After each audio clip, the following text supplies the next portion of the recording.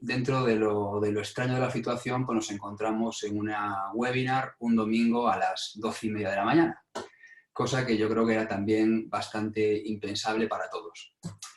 Dicho esto, yo quiero dar las gracias a Javier Gómez por esta iniciativa. Yo creo que el poder mantenernos activos y compartir nuestras inquietudes en el día a día, pues realmente es interesante el poder compartir. Yo creo, aparte, siempre que hago pues bueno, charlas o conferencias, pues siempre hago alguna reflexión pues, en función de la situación en la que estamos. Yo creo que hace tiempo que vengo diciendo que creo que a nivel social, y me refería a la comunidad odontológica, yo creo que tenemos que, en general, tender puentes y realmente trabajar en equipo, ser colaborativos, salir de nuestras consultas y abrirnos a los demás, colaborar, compartir. Yo creo que es lo que enriquece al ser humano y que enriquece a la profesión. Y creo que el derribar puentes, el encerrarse, el no compartir, pues bueno, yo creo que al final, pues espero que esta situación que estamos viviendo nos haga un poco también al ser humano resetear en general.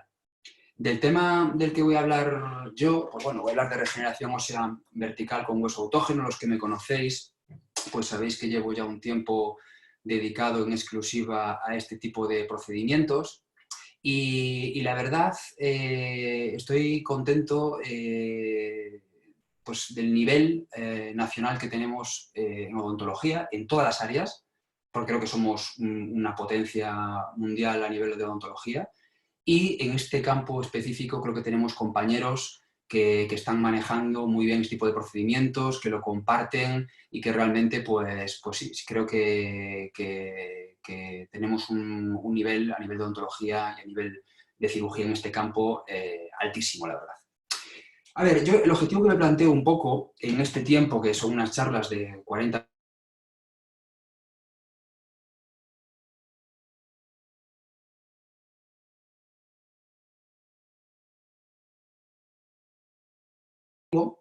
pues yo creo que la idea aquí es envolver cuál es el éxito de una regeneración, pero en 360 grados. No solamente centrándonos en la técnica, no solamente centrándonos en la literatura científica y no solamente centrándonos en casos clínicos, sino yo creo que el éxito del tratamiento influyen pues, un montón de cosas que vamos a ver.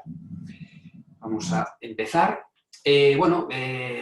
Por temas estos online, legales y demás, pues bueno, creo que ya el administrador ha cerrado los micros para que sea mucho más fluida y que se llegue mejor la comunicación. Yo tengo mi micro abierto, estoy en casa, tengo 2 niños, entonces probablemente a lo mejor en algún momento pues tenemos alguna interferencia. Bueno, si veo que se complica la cosa, pues me pongo los cascos. Y por otro lado, cada uno está en su casa, es domingo y está permitido hacer cualquier tipo de picnic, tomarse una cerveza o comer algo, lo que uno quiera para amenizar este tipo de charla. Bueno, para los que no me conozcan, pues bueno, soy Sergio Rodríguez, soy licenciado en odontología, soy gallego de La Coruña, un pueblecito a Costa da Morte que se llama C. He hecho un posgrado en implantología, cirugía y prótesis, también me he hecho un máster en ortodoncia años atrás en Madrid y colaboro a nivel docente en el máster de Alfonso X el Sabio, que dirige el doctor Juan Manuel Vadillo, y que de verdad tenemos un grupo de profesores pues realmente pues, muy bueno y con un grupo de alumnos y unas promociones realmente pues, muy motivadas y que nos siguen y que siguen con la inquietud de aprender el día a día. Estos casos pues, son complejos, podéis ver en las imágenes, en estos vídeos que van un poco lentos, pero bueno, al final es una odontología quirúrgica, es avanzada, sí que puede tener un componente pues, más agresivo en relación a otro tipo de procedimientos, pero que bueno, es como todo, son técnicas que se manejan, analizaremos los pros y los contras de cada uno y trataremos de buscar, yo sinceramente trato de buscar la sencillez en mi práctica diaria. Yo no me quiero complicar la vida. Si tomo la decisión que voy a argumentar el por qué hago este tipo de tratamientos, pues desde luego es porque realmente creo en la técnica, creo en los resultados y creo que merece la pena abordar los casos de esta manera, por lo menos en muchos de ellos. Quiero aprovechar también, antes de entrar ya en materia, a dar las gracias, que estamos con Full House, estamos a tope, se ha quedado incluso gente fuera de la charla. Yo doy gracias pues, a los más de 300 participantes que tenemos hoy, por la confianza, lo cual me da una gran responsabilidad, pero al mismo tiempo pues, me apetece pues, el compartir mi día a día con vosotros. Pues bueno, aquí tenéis unas imágenes, la técnica que vamos a hablar es fundamentalmente con hueso autógeno. Yo creo que es motivante abordar estos casos, son un reto. Si vemos la literatura, siempre que analizamos los casos a nivel de literatura, siempre todos los artículos empiezan diciendo que esto es un verdadero desafío para el clínico, depende mucho de las manos del operador, hay un gran porcentaje de fracasos. Vamos a intentar esclarecer y cómo he ido afinando yo la técnica, no solamente a nivel técnico, sino todo lo que rodea la técnica para tener unos resultados fiables y reproducibles. Un pequeño esquema de cómo vamos a trabajar, o de lo que voy a comentar hoy. Haré una pequeña introducción, un pequeño también detalles acerca del hueso autógeno, 2 o 3 pinceladas de la técnica y comentaremos, no sé si tengo 3 o 4 casos que os quiero explicar un poco de cómo lo abordo yo desde la planificación hasta la ejecución final. Pero bueno, la situación que nos encontramos es esta, y un poco el resumen es este, es decir, nos encontramos con atrofias óseas, que como podéis ver en las imágenes, pues en el lado izquierdo tenemos los pre, es decir, un cuadrante 3 y un cuadrante 4, y cómo se encuentran esos tejidos después de haber implementado la técnica regenerativa reconstructiva, cómo se encuentran a tan solo 16 semanas post-tratamiento. Y en los dos casos, la causa por la cual se ha llegado a estas atrofias es debida a la pérdida de implantes dentales como consecuencia de perimplantitis, siendo la paciente de la parte superior izquierda de unos 44 años, 45 años y el paciente inferior de unos 66 años. Con lo cual, digamos que este problema no distingue de edades y sí que realmente una paciente de 40 años, pero un paciente de 60 años, su calidad de vida al masticar para ellos es fundamental. Imaginémonos, siempre que abordo un caso, trato de planificarlo o me pongo en la piel del paciente de cómo me sentiría yo ante una situación de estas. Y realmente se requiere una solución. Hay diferentes técnicas, ahora lo veremos, pero lo que queremos es buscar salud de los tejidos óseos, salud gingival, para luego poder volver a colocar implantes y restaurar esto con lo que hemos aprendido de los implantes en estos años. Bueno, ¿por qué las técnicas de aumento óseo? Pues bueno, he hecho aquí un pequeño mural de casos, tanto casos que ya he operado como, sí, están operados todos. Me parece que hay uno, el superior izquierdo, que es uno que está pendiente de tratar, el cuadrante 2. Pero bueno, es un poco el día a día. Yo los veo, me llegan porque realmente me los derivan. Como sabéis, yo trabajo para compañeros. Yo no tengo clínica, entonces pues mi ámbito es hospitalario y trabajo con compañeros y con pacientes referidos, con lo cual mi ámbito de actuación es trabajar la cirugía regenerativa y reconstructiva ósea para que luego mis compañeros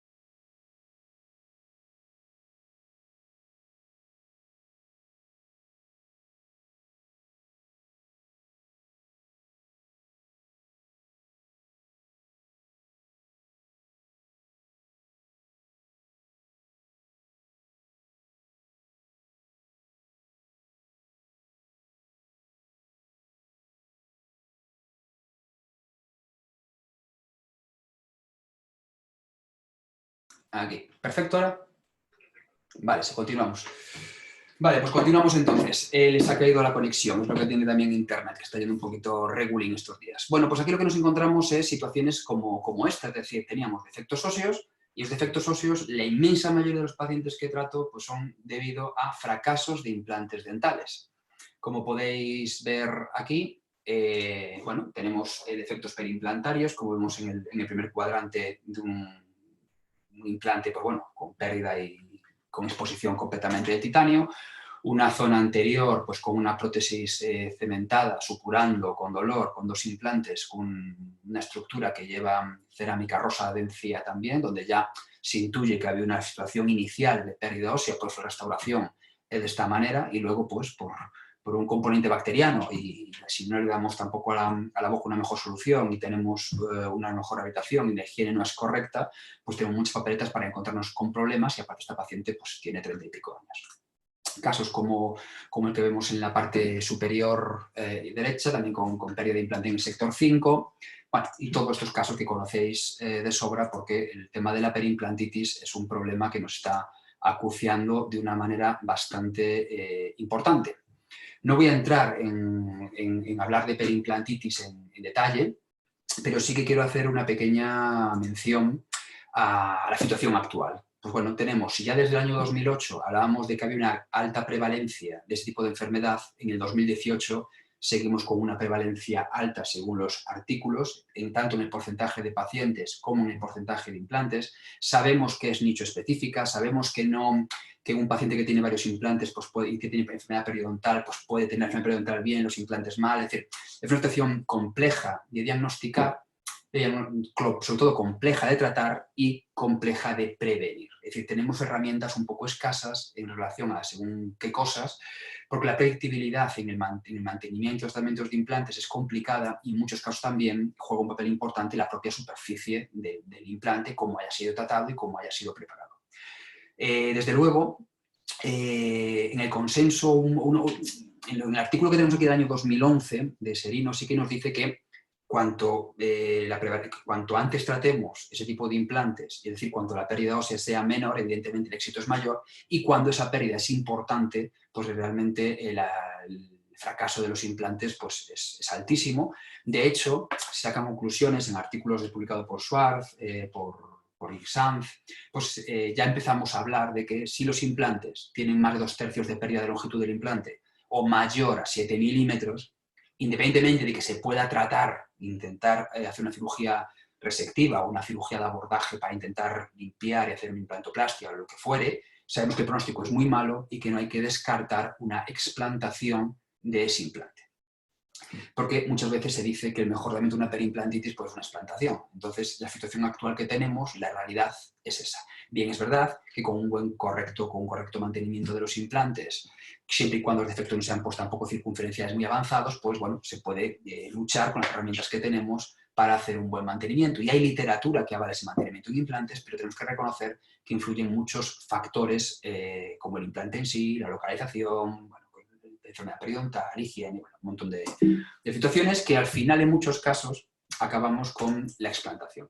¿Qué pasa cuando tenemos una explantación? Pues cuando tenemos una explantación y perdemos un implante, pues el problema que tenemos es que no perdemos el implante solo, sino que todo el tejido óseo que de soporte lo perdemos. Y lo perdemos aparte con una gran destrucción, porque la perimplantitis en muchos casos es silente, es decir, iniciamos una mucositis, luego empezamos con una pérdida ósea, pero cuando realmente el paciente manifiesta unos síntomas, no os digo signos clínicos, como puede ser que nosotros en nuestra revisión veamos que tiene una ligera inflamación, un ligero sangrado, no, cuando tenemos síntomas, todos sabemos que cuando tenemos un síntoma ya tenemos una infección activa, tenemos pues, refiere dolor, dice me duele aquí, yo aquí noto más sabor, me duele, y cuando ya tenemos ese nivel de bolsa, pérdida ósea perimplantaria, ya suelen ser muy profundas y las consecuencias cuando acabamos explantando o el implante se acaba cayendo solo, nos encontramos con estas situaciones. Y estas situaciones son complicadas, son dramáticas y son difíciles de manejar.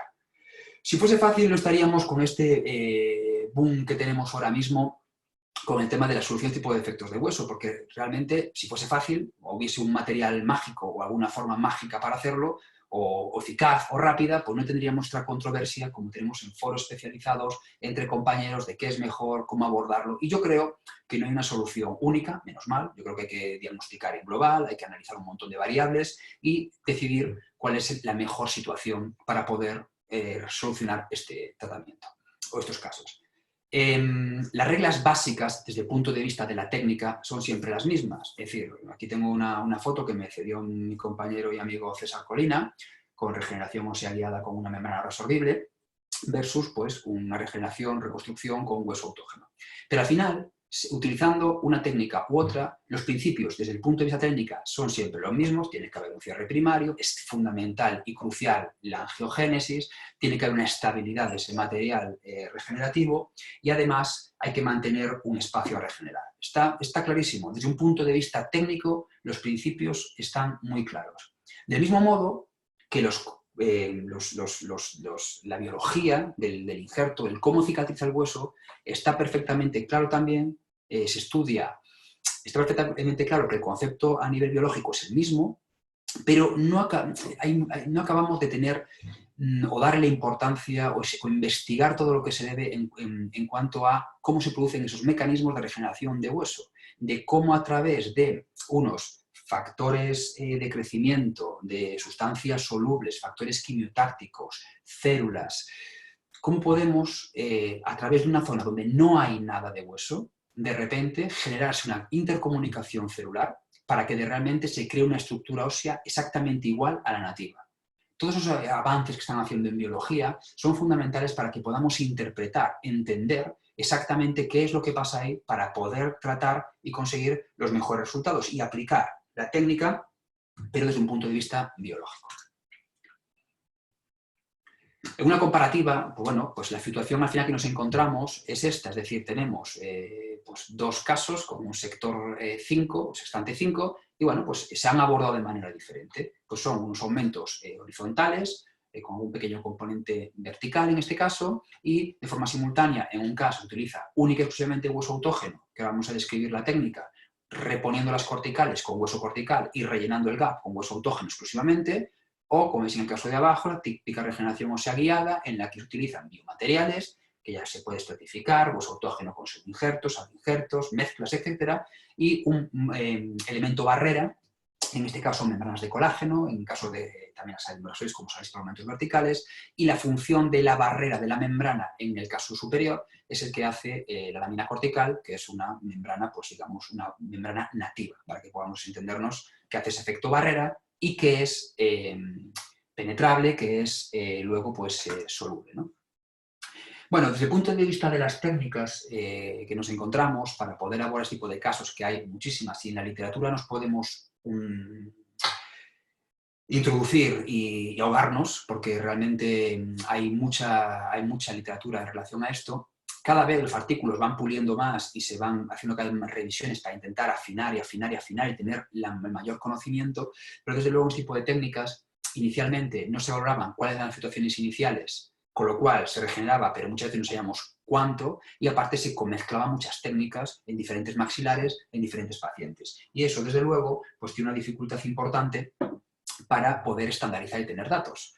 Entonces, por un lado, nos encontramos con, en este artículo que está publicado en el 2018, pues bueno, que dice que entre las limitaciones del estudio, bueno, pues podemos concluir que dentro de las técnicas, pues hay muchas técnicas que somos capaces de conseguir aumento de hueso, pero son muy sensibles a las manos del operador. A ver, yo siempre que leo esto, pues claro, lo que te transmite es que vamos mal. Es decir, lo que no puede ser es que esto sea sensible a las manos del operador. Una técnica que tiene que ser fácil, tiene que ser reproducible y tenemos que tener todos buenos resultados, no solamente unos cuantos. Y si vemos esta publicación del año 2019, donde la firman autores españoles también, que eso es un lujo tener gente española a tan alto nivel, pues bueno, en este tipo de... hacen una revisión, se ven pues, qué técnicas se utilizan para el aumento vertical, la distracción, la regeneración ósea guiada, sin membranas, perdón, con membranas reabsorbibles o con bloques, y al final el resumen que nos encontramos es que, señores, estamos haciendo aumentos de hueso para 4,16 milímetros, teniendo unas complicaciones de un 16,9%. Si vemos cómo es la diapositiva, la distracción osteogénica es la que más ganancias tiene pero la de mayores complicaciones, y entraremos no voy a entrar en detalles, pero es una técnica que tiene bastantes problemas por el vector, porque depende mucho de la anatomía inicial del hueso, bueno, pero realmente es la con la que mayor ganancias, según la literatura está escrito, se obtienen, y la regeneración ósea guiada es la que menos complicaciones tiene, y los bloques tienen muchas complicaciones y tiene pues, una ganancia media pues, de 3,46 milímetros.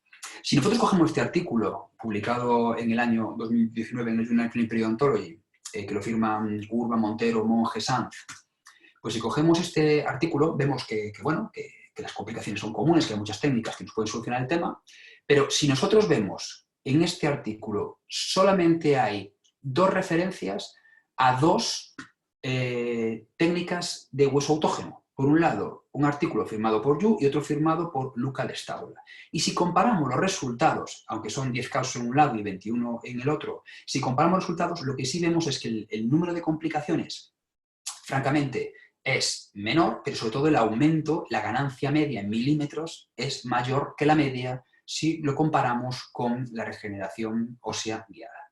Solamente hay 2 artículos que hablen puramente de esto y realmente el artículo de Yu no sigue exactamente la técnica del encofrado óseo porque utiliza membranas y otras cosas. Pero bueno, la englobamos dentro de lámina de hueso autógeno.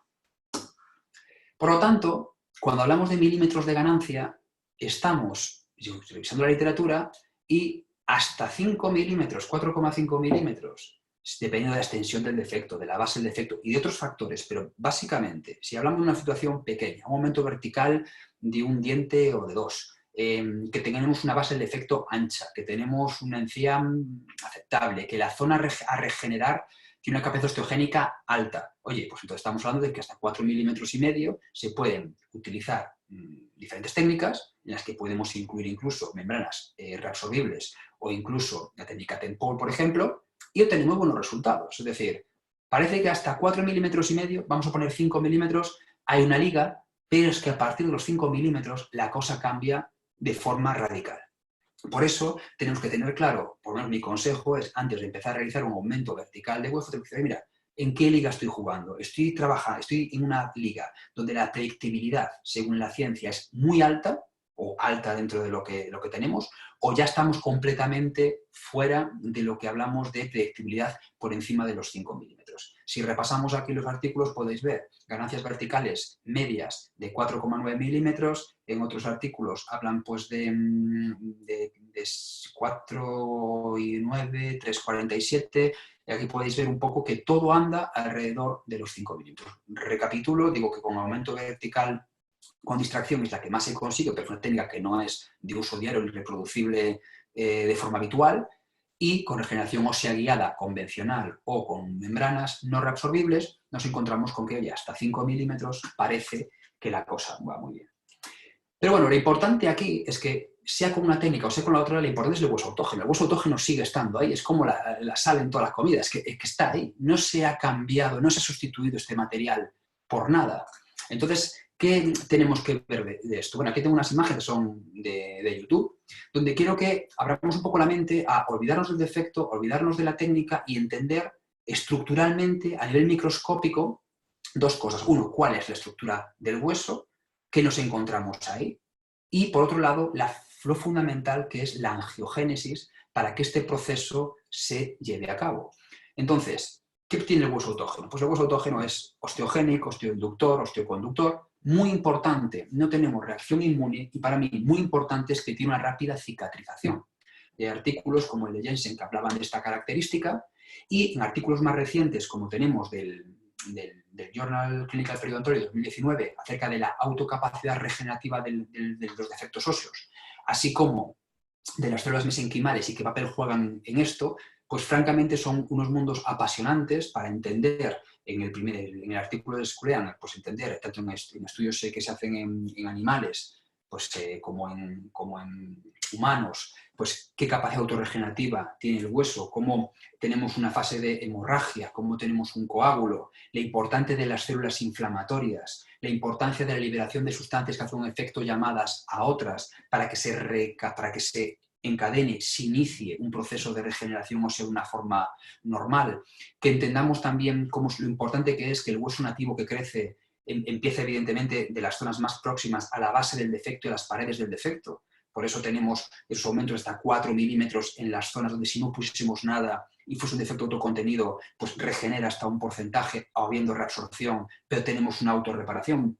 Y cómo se va viendo con el paso de los días, a los 60 días tenemos un tejido óseo inmaduro, a los 90 días, a los 120 días, pues un poco la secuencia que se va estudiando y que se va viendo en qué es lo que pasa en una capacidad autorregenerativa, siempre con una fase inflamatoria, una fase proliferativa y una fase de modelado y remodelado óseo, tanto en hallazgos histológicos en humanos como en cambios volumétricos también.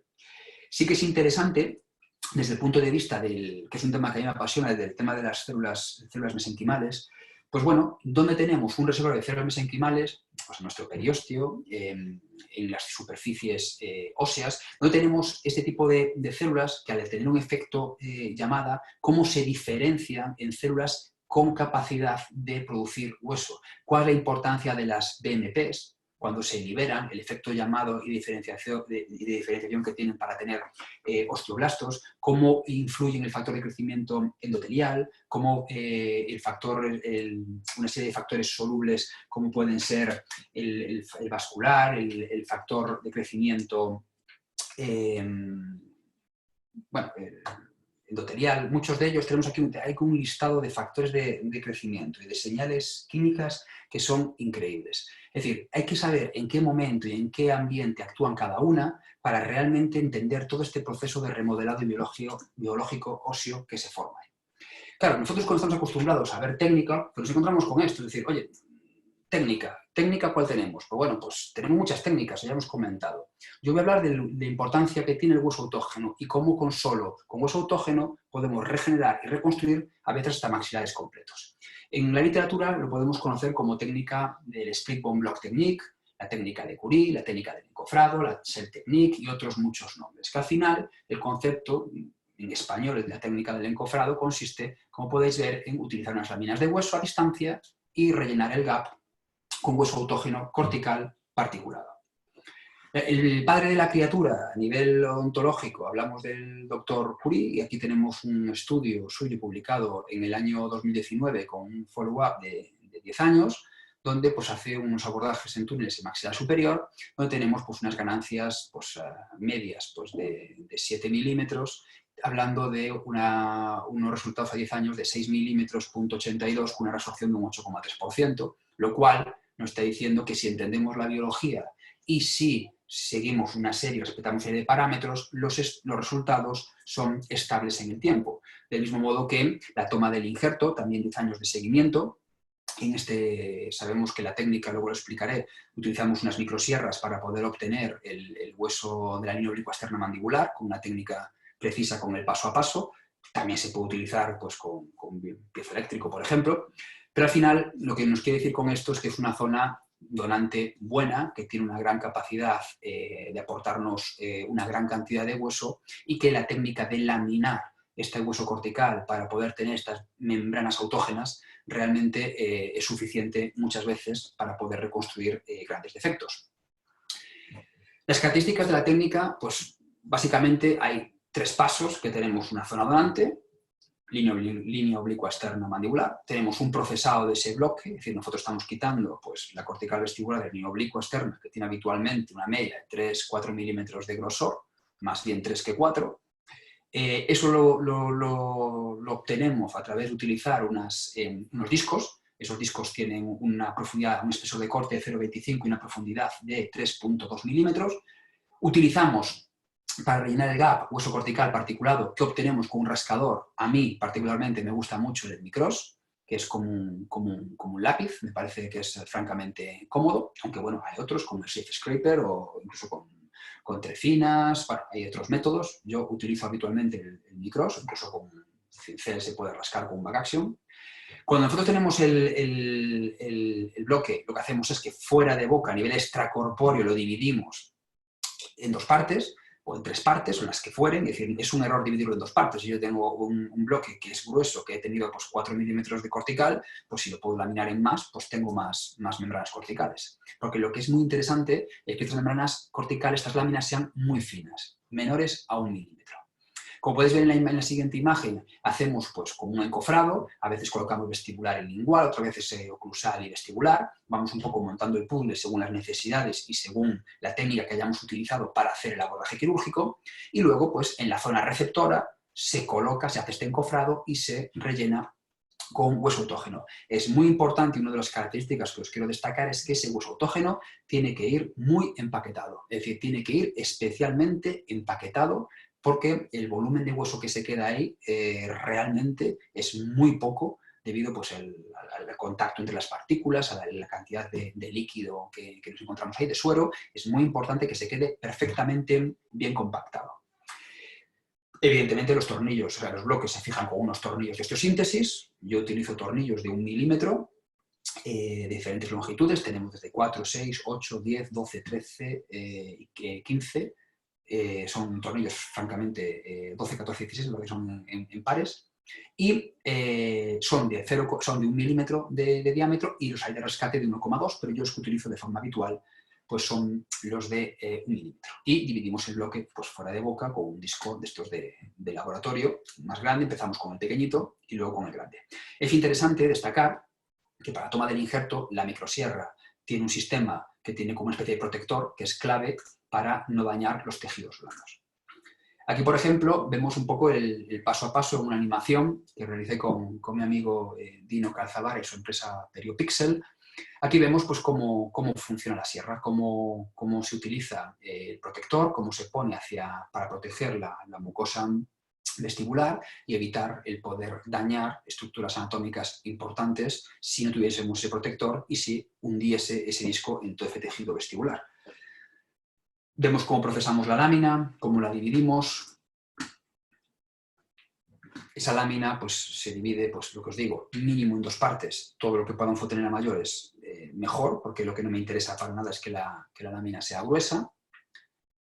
Esa lámina la podemos también afeitar, la podemos rebajar con el fin de obtener hueso cortical particulado rico en BMPs, con ese efecto que tiene de diferenciación y de llamada para los células mesenquimales y obtener osteoblastos, que al fin y al cabo son las células que van a mineralizar, producir osteoide. Y es muy importante cuando hacemos las osteectomías, que aquí en la animación no está bien hecho, tienen que cruzarse. Como veis en las fotografías de la parte inferior, se tienen que cruzar lo que vienen las osteectomías de descarga mesial y distal con la apical. Tienen que cruzarse perfectamente para que luego podamos producir una fractura en tallo verde. Hay que hacer las perforaciones en fractura porque si pasamos el disco en esa parte superior estamos en un espesor de cortical y si le damos con el cincel se puede romper. Por eso el protocolo es así. Si se utiliza el piezoeléctrico, pues sería con otra metodología completamente distinta, probablemente muy segura, pero al mismo tiempo más lenta. Tampoco es que haya prisa, pero desde luego con los medios de diagnóstico que tenemos actualmente, y como voy a explicar el paso a paso, veréis que sin ningún problema se puede utilizar el disco, pero que no es fundamental. Yo es que solamente lo hago con disco, pero también lo puedo hacer con el piezo. Para mí lo más importante es de la técnica del encofrado óseo, el por qué. A ver, ¿por qué la técnica del encofrado óseo? Vale, pues voy a dar las razones que para mí son fundamentales comparándolo con otras técnicas. Primero, me permite hacer un abordaje, por lo menos mínimo 3 abordajes posibles. O sea, yo para hacer una reconstrucción ósea, una regeneración vertical o con un componente 3D, lo puedo abordar en túnel, puedo hacerlo con incisión paramarginal o lo puedo hacer con incisión crestal, versus otras técnicas que solamente te permiten hacer un abordaje crestal.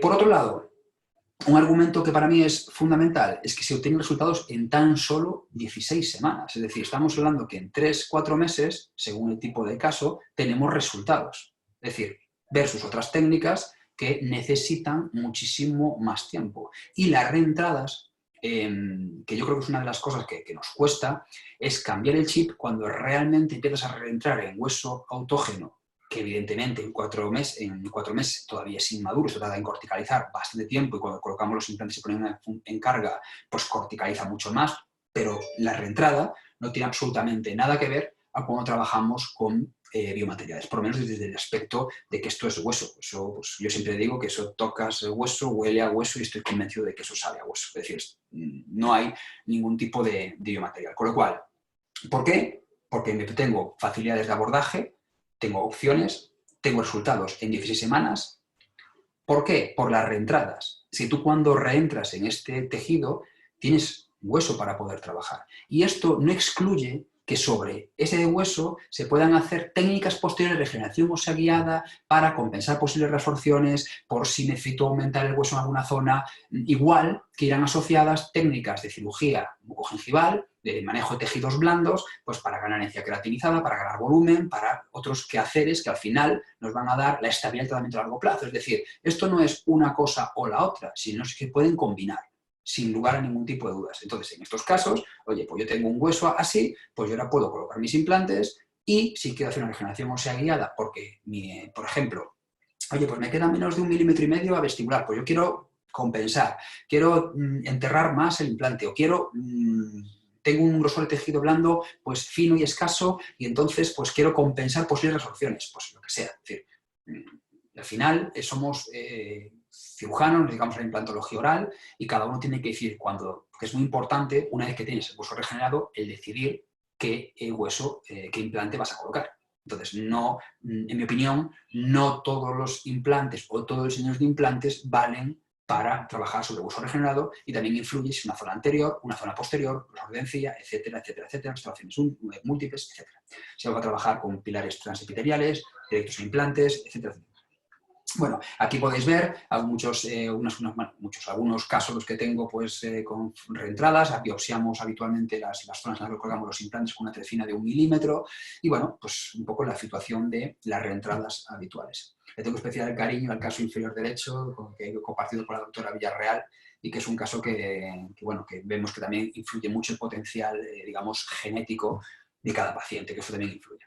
Otra situación, ¿por qué técnica del encofrado óseo? Porque me permite jugar en otra liga, es decir, me permite obtener resultados predecibles por encima de 5 milímetros. Entonces, ¿esto qué significa? Bueno, pues si estamos hablando de que la predictibilidad está por debajo de 5 milímetros, los casos que habitualmente trato yo pues son casos pues más exigentes, más grandes, y entonces me permite, me da una seguridad, me da una confianza el poder abordarlos utilizando este tipo de técnica. Aquí podéis ver diferentes imágenes por diferentes casos, pues como si fijamos en hay abordajes crestales, abordaje paramarginal, abordaje en túnel, pues bueno, un poco las diferentes opciones que solemos utilizar. Y luego, otra cosa que me he dado cuenta con el tiempo y práctica es que para mí esto es incuestionable y que para mí marca también otra gran diferencia en relación a otras técnicas, es que yo puedo estar regenerando, para que me entiendas, puedo estar trasteando con implantes antiguos a los lados. Es decir, oye, que tengo un implante antiguo, a periodos expira, está contaminado, o 3, y tengo un defecto en mes de ese implante, ¿y ahora qué hago? Si coloco una membrana no reabsorbible, pues el riesgo es francamente alto. Tenemos una zona probablemente contaminada, que descontaminarla es francamente complicado. También es verdad que los implantes son antiguos, pues mejor, porque están menos tratados, pero en cualquier caso, yo voy con muchísima confianza a reconstruir o a regenerar una zona crítica con hueso autógeno y no con un biomaterial. En este caso, por ejemplo, este paciente venía porque de otra clínica, en plan, ya me han intentado poner el implante ahí 2 veces y ahora un cirujano me ha dicho que me va a poner angulado, pues porque coger ahí el hueso, esquivar el nervio y tal. Entonces, perfecto, probablemente puede ser una opción perfectamente válida, pero el problema que nos encontramos aquí es la escasa disponibilidad, o sea, que tenemos. El paciente no tenía confianza en una situación de angularle un implante, no me pregunté por qué, no sé, algo le generó desconfianza, y lo único que dijimos es, bueno, pues intentar reconstruirlo y regenerar ese hueso, pero solamente con hueso autógeno, teniendo un resultado como el que vemos a los 4 meses, que nos permite, bueno, pues retomar el tratamiento pues con una cierta confianza. Y otro caso, que lo hemos hecho en la universidad con el doctor Terrer, me gusta mucho porque es muy ilustrativo. Este caso viene de un fracaso, de otras técnicas. Bueno, cuestión, el tema es, un implante sobrevive. No es que esté idealmente posicionado, pues está un poco vestibulizado, pero bueno, sobrevive un implante, el distal. Entonces se coloca otro implante en mesial, se hace un posterior, pero sobre todo a mí lo que me interesa ver es que veáis en la foto, en la imagen más grande, en la derecha, el hueso autógeno, cómo crece, cómo cicatriza de una forma perfectamente sana y saludable por encima incluso del tapón de cicatrización. Es decir, esta membrana barrera biológica, que es el hueso cortical, es muy noble y francamente ahí no hay solución de continuidad entre lo que viene siendo el hueso nativo y el hueso regenerado. Con lo cual creo claramente que es una ventaja muy importante esa técnica en relación a otras a la hora de tomar decisiones. Bueno, voy a mostrar un caso clínico, un poco desde la planificación al paso a paso. Le tengo mucho cariño en este caso, estamos luchando con él. Es un caso pues, que tiene sus cosas. Aquí vemos, es un caso de un varón de 43 años, pues que no tiene alergias, los tejidos blandos están bien porque se han hecho muchos tratamientos de manejo de tejidos blandos y mucho tratamiento de tejidos blandos, porque a ver, este caso lleva como dos fracasos de regeneraciones previas, verticales, con biomateriales, y además bueno, por la situación es esta. A mí cuando me llega el caso me envían esto y veo que las zonas donantes de los dos lados bilaterales ya habían sido tocadas. Y bueno, lo primero que le digo a mi compañero es, oye, mira, vamos a trabajar los tejidos blandos porque esto está, pues, francamente dañado. El periósteo ya ha sido retratado y tocado muchas veces, entonces la calidad del tejido, bueno, hicimos un manejo de un injerto previo de tejido conectivo, se esperaron 3 o 4 meses a que madure perfectamente el tejido para abordarlo. Entonces, quiero exponeros cómo planteo yo este caso. Este es un vídeo donde yo, pues bueno, lo primero que llego, se me llegan los archivos DICOM, por WeTransfer, por ejemplo, o por la aplicación que sea, los descargo y los monto en este software que es el Detective Studio para hacer una reconstrucción de la imagen. Y primero, pues hago una visión general. Hombre, hay que recortarla, este paciente tiene brackets, con lo cual hay un destello importante de los mismos y luego no todas las calidades de los tags son los mismos. Pero bueno, aquí la idea que me viene esto fundamentalmente claro es para ver que hay partículas por ahí de ese injerto, de algo por ahí hay, veo los picos de hueso, veo que tengo el orificio nasopalatino ahí, veo que tengo una base ancha al defecto y veo que evidentemente tengo una gran destrucción de tejido, es decir, en una zona anterior estética. Que el tejido blando no era tan desfavorable porque lo hemos ido trabajando antes, pero realmente el defecto óseo es francamente muy importante.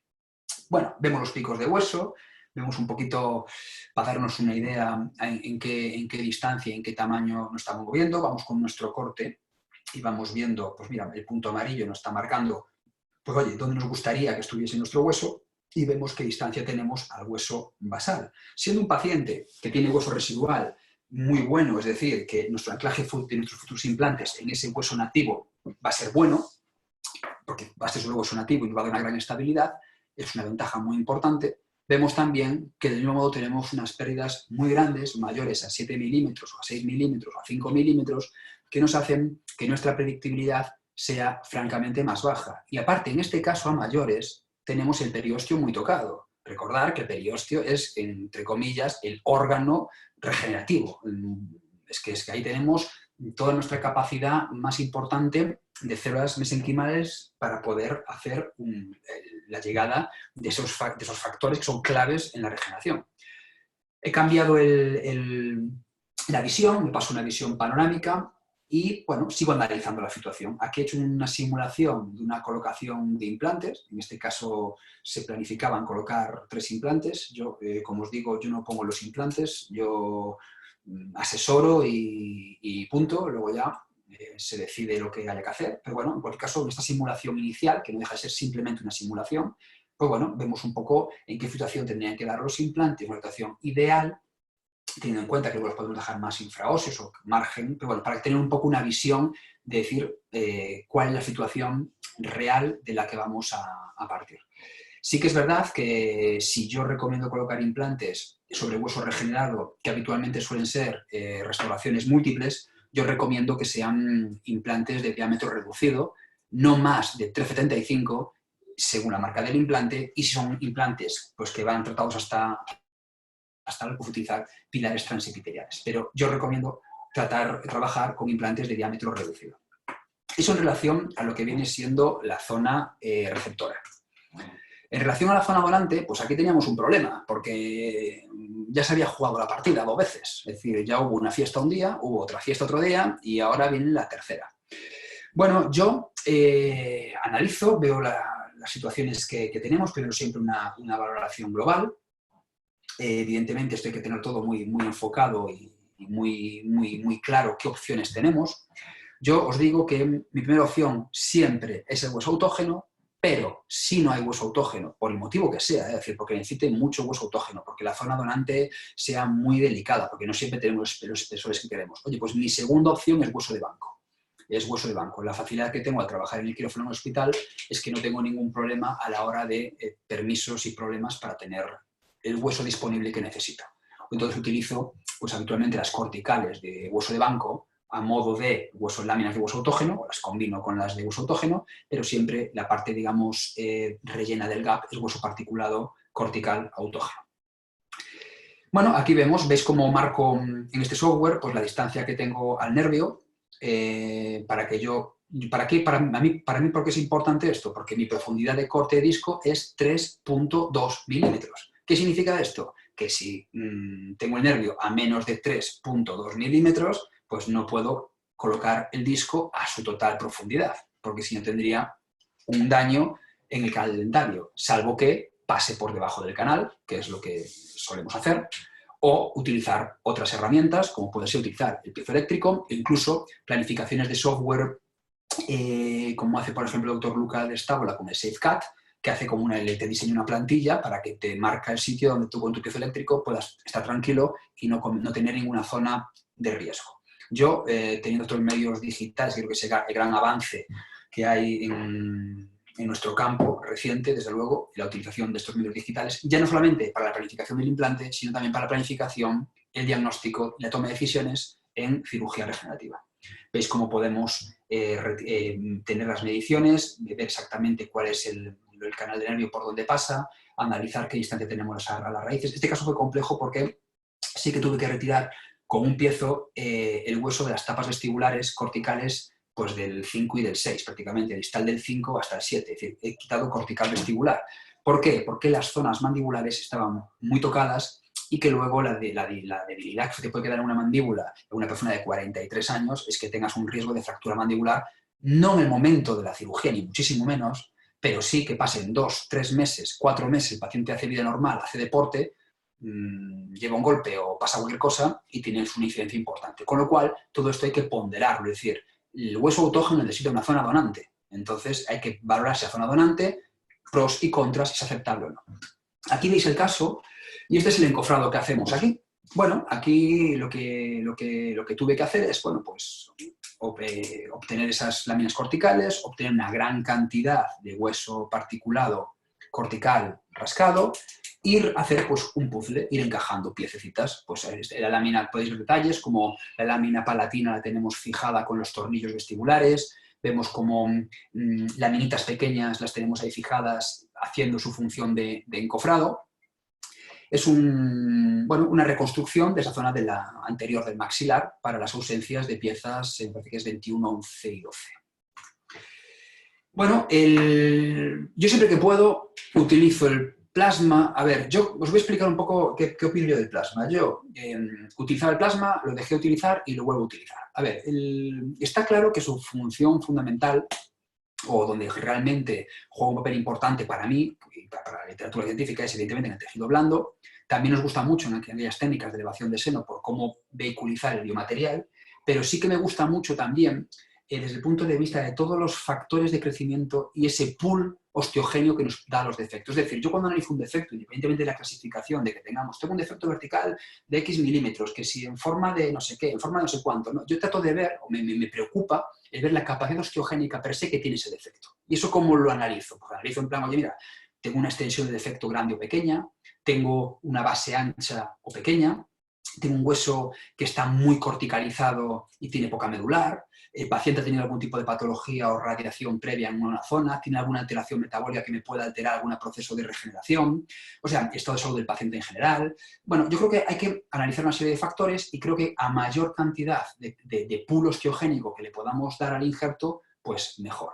Entonces, yo creo que la utilización de igual que autores que describen la utilización de aspirado medular para introducir en la zona del relleno del gap, junto con el hueso autógeno que fomenta esa liberación de MMPs, es clave en esa cicatrización rápida del tejido. Vemos cuál es el posoperatorio a los 12 días. Evidentemente, estas heridas, pues bueno, pues evidentemente son cirugías. Yo creo que son cirugías. Los pacientes pues, se inflaman más o menos, tienen mayor, pero en ningún caso yo no lo veo como que tengan un posoperatorio malo. Las cirugías son limpias, son rápidas, y son limpias, rápidas, pero sobre todo porque tienen un equipo entrenado. Es decir, el conjunto del éxito de todo esto son muchas cosas que luego veremos. Y otra cosa que he puesto esto, porque quiero destacar, es la siguiente.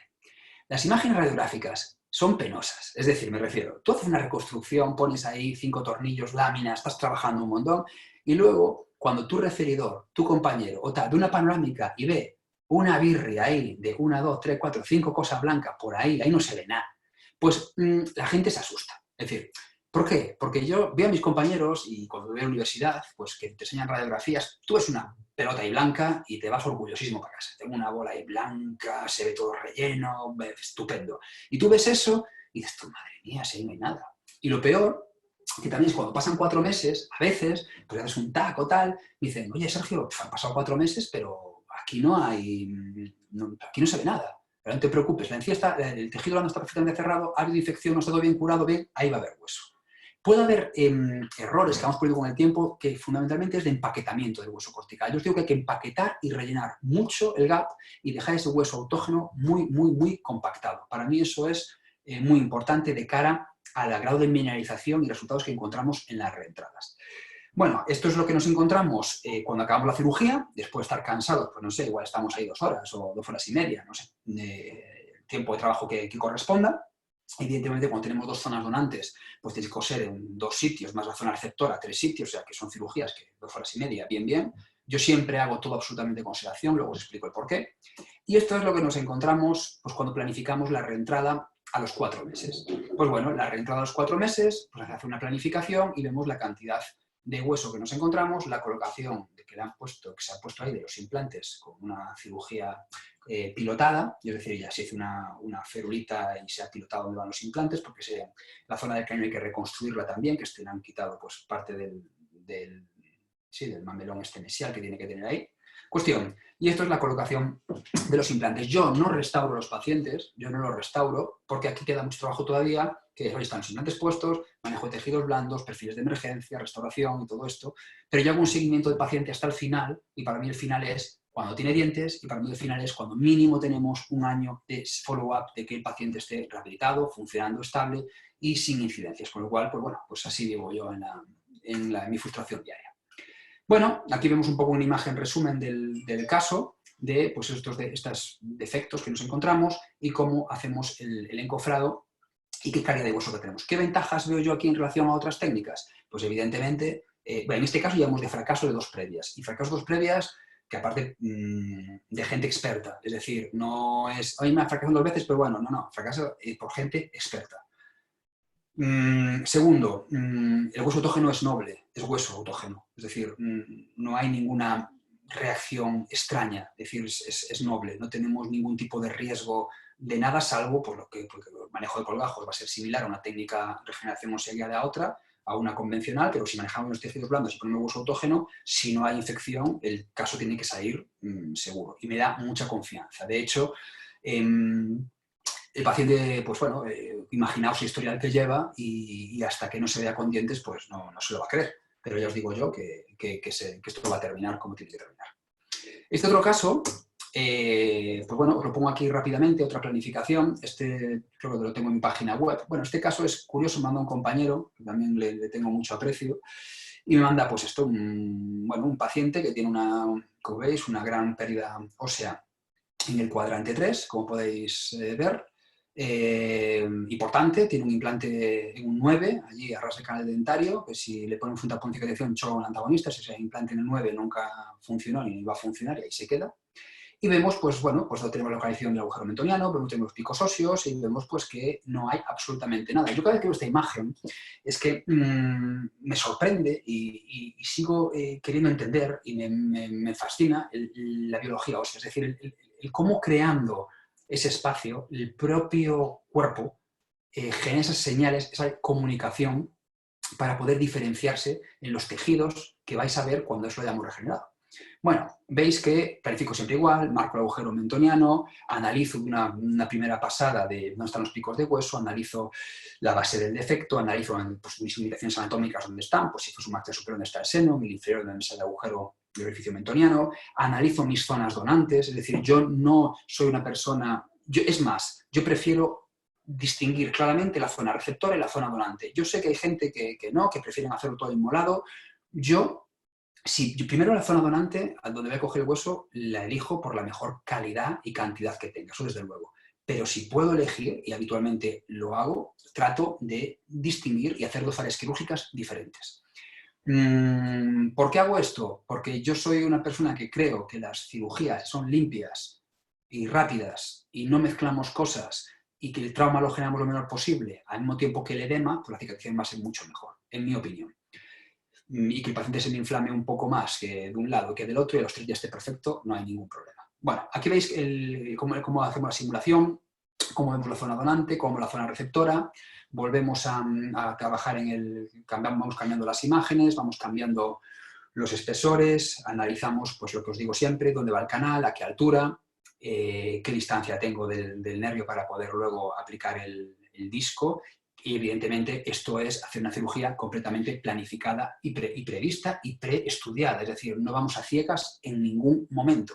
En ningún momento. Esto es una gran ventaja que nos permiten estos softwares digitales. Y veis que la atrofia es importante como para no tener que, o sea, no se pueden colocar implantes cortos. Dicho esto, siempre que se pueda colocar un implante corto, se pone. Es decir, yo cuando estoy hablando de este tipo de reconstrucciones, fundamentalmente es cuando tenemos unas grandes pérdidas verticales en las que no se puede colocar un implante corto. Y cuando vamos tan apurados, como hemos visto este caso, que en la parte distal había como 2,9 milímetros, pues veis en la imagen cómo quitamos la cortical, se ve el canal que hemos pasado por debajo, en la imagen central, esa zona de hueso que se le pega a la lámina es la parte de abajo del canal. Y en la última imagen, en la tercera de la derecha, se ve claramente el paquete vascular nervioso que rodea y que va con el nervio dentario inferior. No pasa absolutamente nada, esto lo manejamos con unas esponjas de colágeno, suturamos y punto pelota, no hay más. Normalmente yo he tenido 2 casos en los que he reentrado, que pues, años después he tenido que volver a quitar hueso y no hay problema. A ver, pierdes el volumen evidentemente, pero el hueso ahí se vuelve es un defecto autocontenido. Lo que no hay que hacer es afilar las esquinas, quitar hueso afilando las esquinas de los rebordes donde hemos quitado la lámina para que el defecto sea un defecto autocontenido. Si nos sobrase hueso se puede volver a recolocar ahí, se fija con un tornillo y ya está. Pero bueno, habitualmente no suele sobrar. Bueno, en este caso hicimos un abordaje en túnel, la verdad. Bueno, es un caso complejo, técnicamente me costó bastante, tenía bastante de dificultad, pero bueno, el caso funcionó muy bien. Esta es la reentrada a los 4 meses, se colocan los implantes. Los implantes luego se dejaron infraóseos y se colocaron los pilares de cicatrización y se hizo un relleno, en este caso el referidor, hizo un recubrimiento con semi-injerto. No sé si, creo que semi-injerto sin membrana, no sé, bueno, cuestión que se colocó un semi-injerto, cosa que, como os digo, es que no está para nada contraindicado, está perfecto. Y vemos aquí un poco un resumen de la situación, pero es que me encanta la imagen de ver, ves, son imágenes sin filtros, ni he limpiado el diente, está tal cual es, y vemos la calidad de ese hueso, como es un hueso totalmente vital. Os recuerdo que los implantes se dejaron más infrascortados. Bueno, veis en este caso, que es un caso curioso también, en el sentido de que, bueno, es una paciente que lleva una prótesis híbrida con un montón de implantes, que ha perdido 2 implantes por perimplantitis, que la solución que le han dado es pues, rellenar con encía, con acrílico, que todo iba muy bien hasta que una híbrida pues, se rompen los dientes, por el entrecruzamiento se desgastan y se rompen los 4 incisivos. Imaginaos el cabreo de un paciente que está cenando, una mujer enfermera con 4 dientes en la mano, y que la solución que tú le puedas dar sea poco predecible. Es decir, si yo te hago una compostura y te cambio los dientes, va a durar lo que va a durar. Si te hago un cambio de dientes completo sobre estructura, pues la estructura es antigua, es muy lisa, el técnico de laboratorio me dice, esto no va a aguantar. Y por otro lado, si hace una estructura nueva y la paciente se me queja del defecto de que se le mete comida y que no le gusta esa bola ahí, pues entonces las alternativas que tengan es o reconstruimos esto o poco vamos a hacer. Y en este caso, pues bueno, aquí veis pues el caso clínico, cómo lo hemos ido trabajando, pues cómo hemos hecho un encofrado, cómo hemos entrado con un túnel, cómo hemos rellenado, pues cómo hemos tejidos blandos, bueno, cómo vamos trabajando el tema este.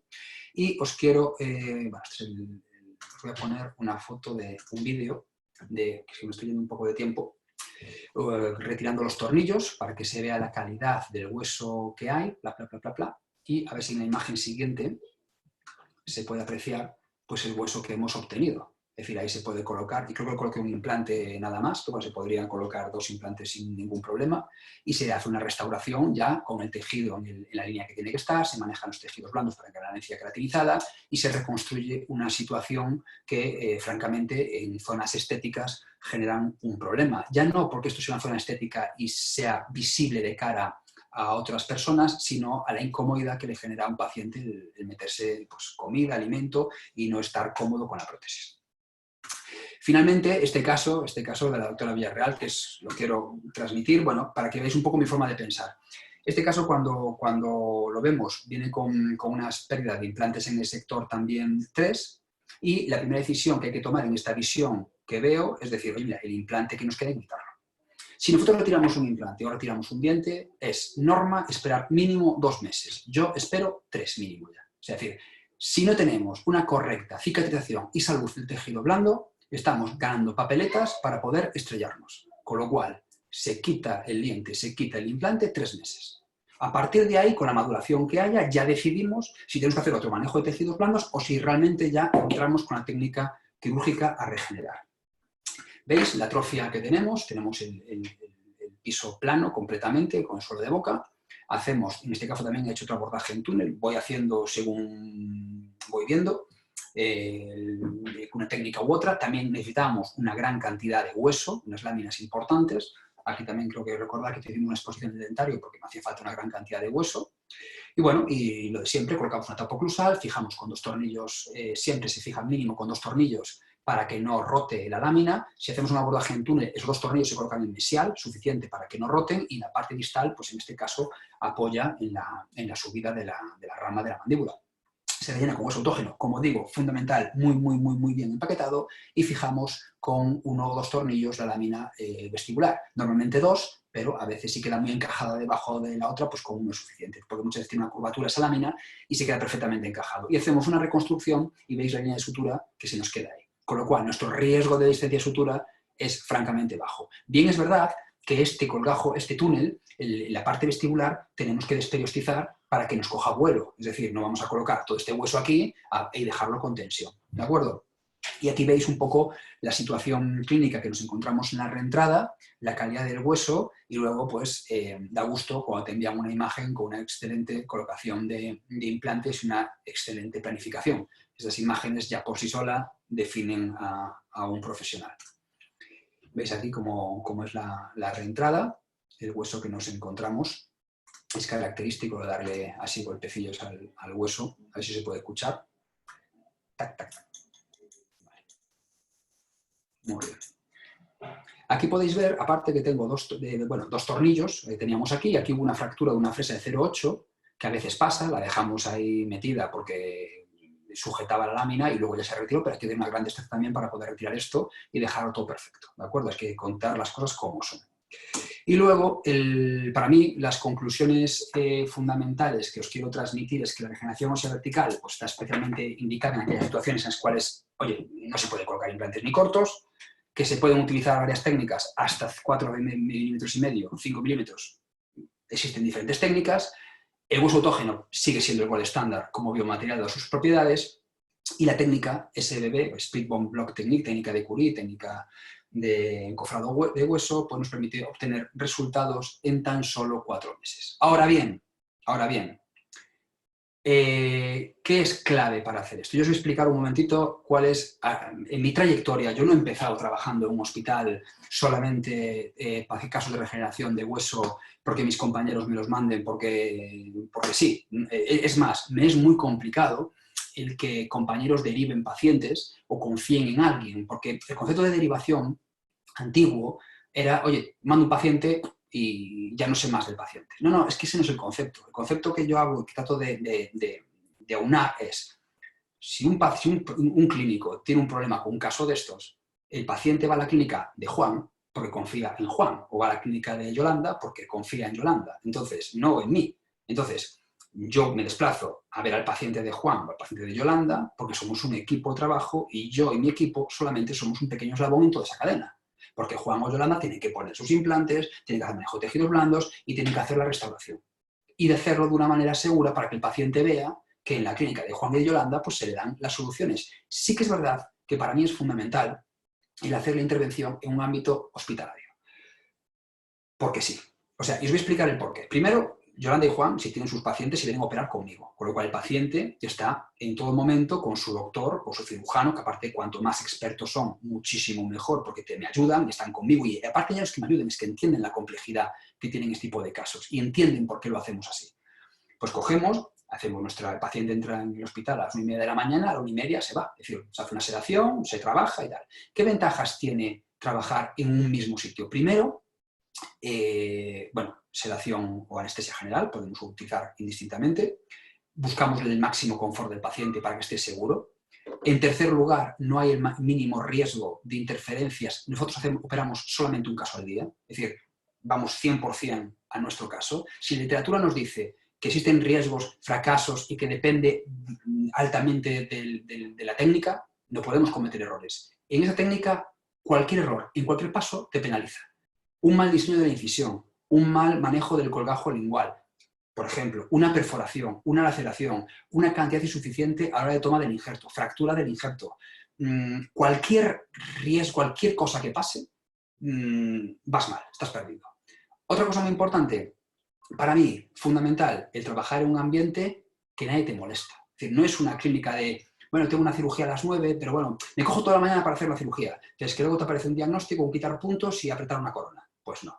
O estás operando porque has dicho a todo el mundo que no te molesten y de repente, oye, que ha llamado Juan, que le pasa no sé qué. Entonces, esto no es un papel que forme parte del éxito. Y fundamental, el equipo de trabajo. Es decir, tú cuando estás en una situación en la que estás trabajando con máxima precisión, tienes que tener un equipo perfectamente que sepa exactamente lo que vas a hacer en cada paso y que vayan por delante de ti.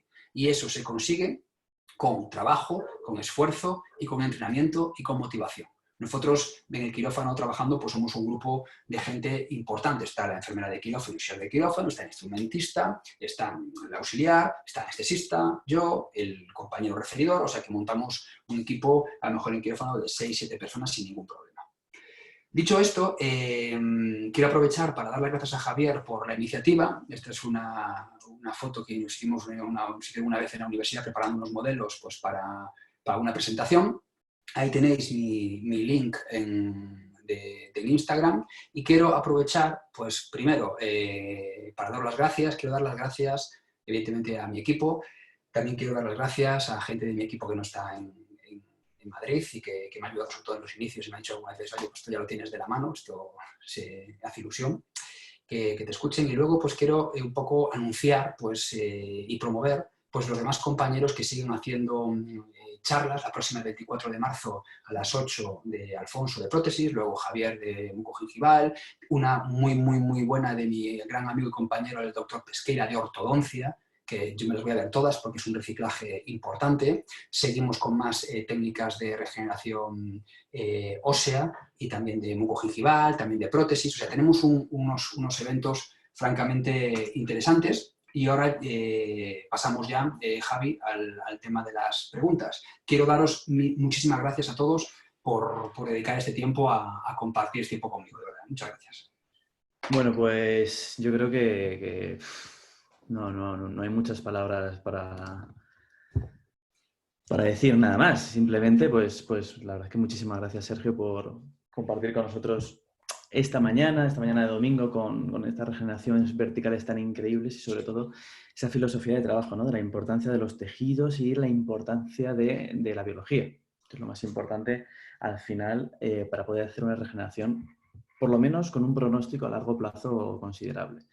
Vamos a ver el tema de respuestas y preguntas. Voy a poner unas votaciones, si te parece bien, Sergio. La primera, ¿sí? Voy a poner una pequeña encuesta para que contestéis qué es lo que pensáis que deberíamos hacer, ¿vale? Esta va a ser la primera votación que os debería salir ahora mismo. ¿Cuántos milímetros son predecibles regenerar en sentido vertical? ¿Tenéis tiempo? A ver si alguien va poniendo mientras tanto alguna pregunta.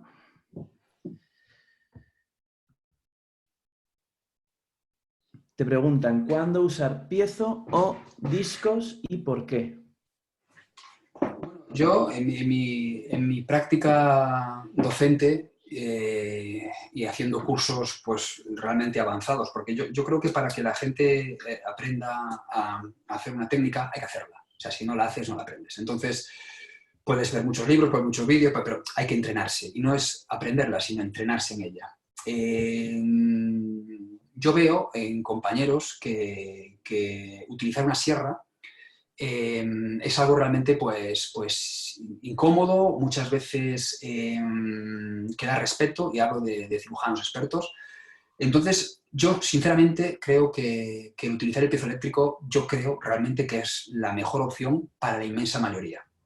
¿Por qué? Porque es seguro, porque hace un corte pues, aceptable, tardas un poco de tiempo, desgasta más hueso que un disco, evidentemente, pero yo creo que aunando todos los factores de velocidad, precisión, no tener que hacer una inversión a mayores en la clínica porque un piezo eléctrico habitualmente lo tienes para otro tipo de técnicas quirúrgicas, yo no creo que haya una diferencia entre usar el piezo y la sierra, más que para mí la sierra me da rapidez y me da una pérdida de hueso mínima, porque el espesor de corte es 0,25 milímetros, pero salvo eso, yo creo que el piezo, yo si me preguntaríais, yo recomiendo el piezo eléctrico porque es versátil y es una inversión razonable, salvo alguien que vaya a hacer muchísimos casos de esto y que sienta con una habilidad quirúrgica y con unas ganas de ponerse con la sierra importantes, pero mi recomendación, el piezo. Vale, la encuesta, el 52% ha votado entre 1 y 4 milímetros. Vale, como recordar que la predictibilidad está ahí. La predictibilidad está entre 1 y 4 milímetros. Todo lo que sea irse por encima de los 4 milímetros y medio, en defectos ya más grandes, la literatura no lo avala. Es que no, salvo con distracción osteogénica.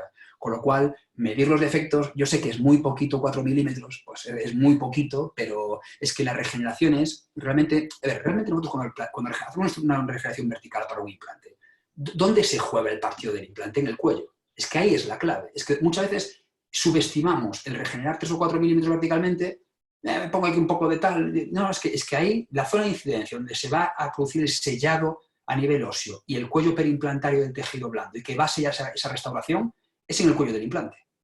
Ahí a mí me encantaría tener hueso nativo en abundancia para que ese cierre del tejido sea perfecto y sea hermético. Por lo menos lo máximo posible. ¿Qué no significa que esto esté exento de sufrir, susceptible de sufrir patología? Claro que sí, pero no es lo mismo partir de un tejido óseo nativo sano que de una zona a regenerar con bimateriales. Con lo tanto, hay que medir y saber que siempre que estemos por encima de 4 milímetros y medio, redondeando a 5, de ahí para arriba, la predictibilidad es francamente mucho más baja. Vale. Otra pregunta que había por aquí es ¿en qué situación prefieres realizar una incisión paramarginal en lugar de acceso tunelizado o incisión crestal? Bueno, para mí, sinceramente, yo me siento cómodo haciendo todas. La que menos hago probablemente sea la paramarginal, porque normalmente el cierre... A ver, un abordaje crestal, con el manejo que tenemos actualmente del colgajo lingual, porque claro, en una maxilar inferior, en un maxilar superior, el problema que tengo es que trabajamos a expensas de un colgajo vestibular, fundamentalmente. Entonces, claro, si yo trabajo a expensas de un colgajo vestibular, pues bueno, tengo mayores dificultades probablemente de cierre, ¿no? Tengo que traccionar mucho del colgajo vestibular. En un sector, por ejemplo, sector superior, posterior, el abordaje en túnel para mí es uno de mis preferidos por la sencillez técnica y la facilidad que es. Es muy fácil hacer un túnel en sectores superiores, posteriores. Abordaje crestal, en mandíbula indistintamente, túnel o crestal. A lo mejor depende un poco pues, de recesiones de dientes, depende de si profundidad de vestíbulo, calidad de tejidos, no sé, depende de otros factores, pero no por el acceder un diseño u otro. El manejo del colgajo lingual se maneja súper bien y el vestibular también a nivel inferior sin ningún problema. Y la paramarginal la dejo para situaciones pues más complejas en las que en las que, digamos, no me queda más remedio que entrar por ahí. Vale. Otra pregunta. Nos dicen que ¿cómo estabilizas el hueso particulado por lingual? Si no se te cuela hacia ese espacio y si haces algo, ¿qué haces para evitarlo? Bueno, ahí, mira, esto es igual que cuando se manejan los colgajos linguales y atracción, es decir, hay una atracción que es digital, un apoyo en instrumentos. Yo normalmente suelo posicionarme cuando hago un túnel, por ejemplo, y coloco la tapa oclusal que ya me mantiene en mi situación crestal de mi nueva cresta, en situación alta, pues claro, tú tratas de apoyas el dedo en lingual, en el periósteo lingual, y empaquetas todo lo que puedes. Evidentemente no estás viendo lo que estás haciendo, pero por el túnel realmente se ve bien, lo que pasa es que hay que verlo en directo para realmente entender cómo por un túnel se puede hacer una reconstrucción lingual, pero entiendo perfectamente esa cuestión porque era la primera que yo tenía cuando yo fui a ver a Curie a Alemania. A ver, digo, ya vamos a ver, yo hay dos cosas que no entiendo. Una, la regeneración a distancia, y lo que ya no entendía absolutamente para nada es cómo se puede corticalizar una mandíbula por lingual sin haber colocado una cortical previamente. Vale, pues se hace y pasa. O sea, entonces no hay ninguna cosa específica para poder hacerlo, pero el mantener el túnel, la ventaja que tienes es que mantienes el periósteo prácticamente intacto y el periósteo lingual, vamos, sin tocarlo, con lo cual te permite perfectamente esa capa osteogénica per se que tiene la biología, que no la acabamos a lo mejor de entender en profundidad, pero que es crucial y que al final nos da estos resultados cuando hacemos las reentradas. Otra pregunta de nuestro compañero Jaime Hernández, que habló el otro día sobre clasificación periodontal. Nos pregunta, ¿consideras que es mejor realizar el manejo de tejidos blandos antes o después de realizar la regeneración ósea? A ver, yo como buen gallego te digo que depende. Y depende de varias cosas. Por ejemplo, en el caso que puse, que venía de 2 fracasos previos, tuvimos que hacer un manejo previo porque había nos encontrábamos con un tejido en alguna zona que era francamente inmaduro, que esos tejidos, una vez que tú haces una reentrada y no tienen un mínimo espesor, se necrosan y te pueden dar una exposición de la tabla, ya no te cuento si fuese con una membrana. Entonces, si yo veo que tengo un tejido muy inmaduro que al abrirlo o al tunelizarlo se va a quedar sumamente fino, prefiero hacer un injerto de tejido conectivo. Bien es verdad que eso es un tejido cicatricial. Si es un tejido muy fino, una mucosa muy elástica, muy fina, pero que está íntegra y que no ha sufrido ningún tipo de daño, es decir, que el paciente tiene una resorción que lleva mucho tiempo así, o se han explantado o se han perdido dientes en tiempo A y la cicatrización es perfecta, simplemente que es fino, pero es elástico, ahí sí que no hago nada. Con lo cual, lo que pasa es que no hago nada y a lo mejor decido hacer un abordaje en túnel. Es decir, realmente todo depende de la situación clínica inicial de la que vayamos a partir y de las habilidades quirúrgicas y qué técnica vayamos a emplear. Si estamos empleando técnicas que tengan que ser exclusivamente con abordajes crestales, pues te obliga mínimamente a tener una mínima cantidad de encía queratinizada para que por lo menos tengas una seguridad en tu cierre crestal por planos. Entonces, a lo mejor ahí, si no tengo ni 2 milímetros de encía queratinizada, pues me interesa hacer un injerto previo si voy a hacer un abordaje crestal. Cosa que si lo hago en túnel, pues a lo mejor eso no me preocupa lo más mínimo y sí la maduración que tenga esa encía. Y aparte a Jaime también quiero dar las gracias porque le escribí ayer que aprendí bastante de la charla de la clasificación, que es un temario y realmente fue productivo, la verdad. Vale, por último voy a poner la última votación que me ha mandado el doctor Sergio para que yo creo que respondáis y yo creo que un poquito como colofón a esta conferencia. ¿Cuál es el factor clave en este tipo de procedimientos para que sean predecibles? ¿Qué creéis? No hay ninguna opción válida, todas son posibles. A ver qué contesta Sergio. ¿Qué opinan? Vamos a esperar un poquito, que estáis votando el 30, el 40%. Mientras tanto, respondemos a una última. ¿Cómo ganas fondo de vestíbulo cuando accedes con túnel? Nos pregunta. Cuando se accede por túnel, la ganancia de fondo de vestíbulo es a base primero, de hacer un desplegamiento espesor total, localizar la salida. Habitualmente, si hablamos de un maxilar inferior del nervio mentoniano, de un maxilar superior, pues es despegar totalmente, salvo que es una atrofia muy severa que tengamos que buscar el infraorbitario, pero realmente luego lo conseguimos en dar ese vuelo a base de liberar ligeramente el periósteo. O sea, primero el vuelo lo consigues con la extensión, es decir, que tú hagas un abordaje en túnel, pero el túnel se va hasta la zona retromolar o hasta la zona tuberositaria, es decir, hasta el final, y despegas en la parte inferior subiendo la rama de la mandíbula en la situación vertical, y si es en el maxilar superior, el vuelo es completamente tuberosidad. Es decir, el vuelo, el fondo de vestíbulo, la capacidad que tiene para que entre todo eso, es a base de hacer un gran despegamiento. Y luego, para el cierre, hacer esos cortes muy, muy, muy superficiales del periósteo que te liberan la tensión para con 4 o 5 puntos poder cerrar todo. Vale, perfecto. Vamos a ver los resultados de la votación.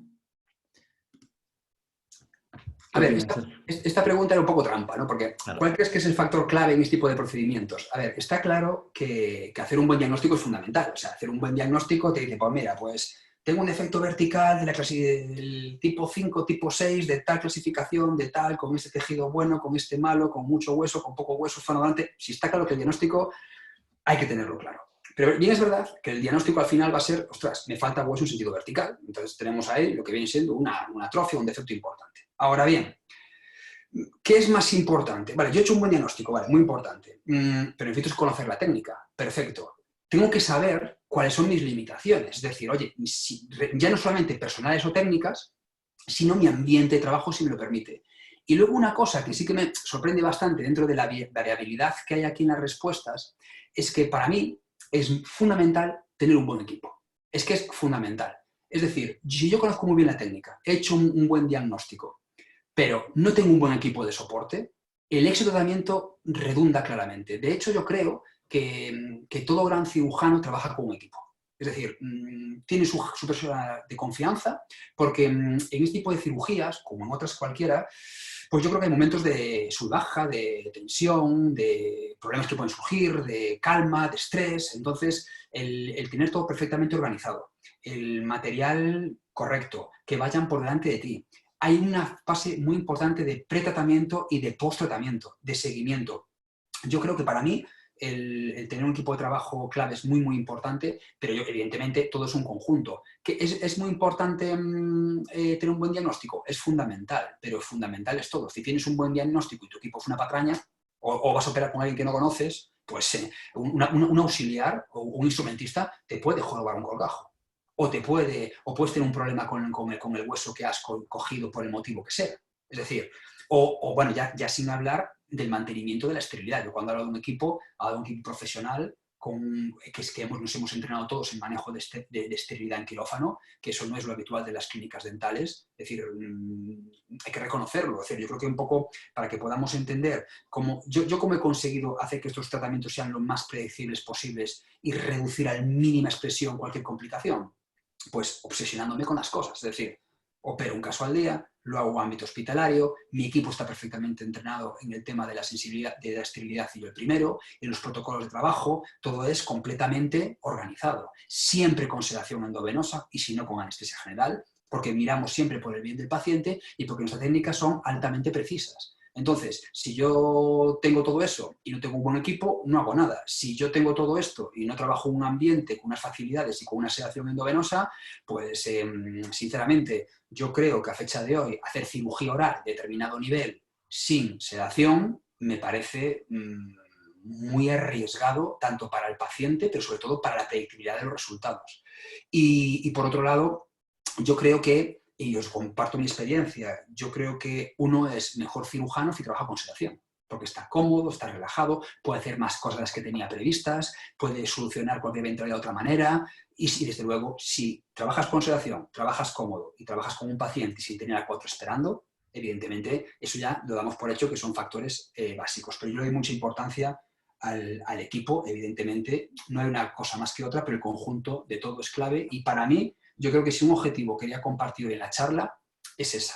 Es decir, que esto es un conjunto de muchas cosas. Uno puede ser muy hábil quirúrgicamente y no trabajar en el sitio adecuado con los medios adecuados y llevar al fracaso de la regeneración, o por el contrario, uno puede ser muy hábil quirúrgicamente, pero no conocer la técnica, con lo cual cometer errores, o no darle igual con quién operas, una persona un día con otro, no tener esterilidad, pues realmente el éxito y la pulcritud y el éxito de esto viene en afinar los detalles hasta la obsesión. Pues muy bien, yo creo que con esto podemos dar por concluida la conferencia, si te parece, Sergio. Pues muy bien, aprovecho para, Javi, para darte las gracias personalmente. Como siempre, actitud Nada. a tope de positiva con toda y sumamente colaborativa. O sea, un éxito cada profesionales como tú. Que mucho éxito en tu apuesta personal y en tu página web y en tus cursos, porque creo que eres una persona que te lo mereces. Dicho esto, quiero hacer extensible a cada una de las personas que han dedicado este tiempo a pasar un aperitivo de domingo por la mañana escuchándome. De verdad, muchas, muchas, muchas gracias. Espero que haya sido útil y que tenéis aquí a Sergio para lo que necesitéis cuando lo estiméis oportuno. Muchas gracias a todos y bueno, feliz domingo. Bueno, chicos, nos vemos. El martes seguiremos con el doctor Alfonso Ramos hablando sobre la técnica de BOPT. Y a partir de ahí ya os volveré a colgar otra vez en redes sociales todo el programa. Del miércoles hablo yo sobre cirugía oncogingival, jueves sobre ortodoncia con el doctor Manuel Pesqueira, etcétera, etcétera, etcétera. ¿Vale? Vamos viéndonos y cualquier cosita nos escribís a nosotros, a Sergio, a mí, por las redes sociales, por nuestros correos, lo que necesitéis y aquí estamos. ¿Vale? Un saludo a todos, pasar feliz domingo y cuidaros, por favor. Nos vemos.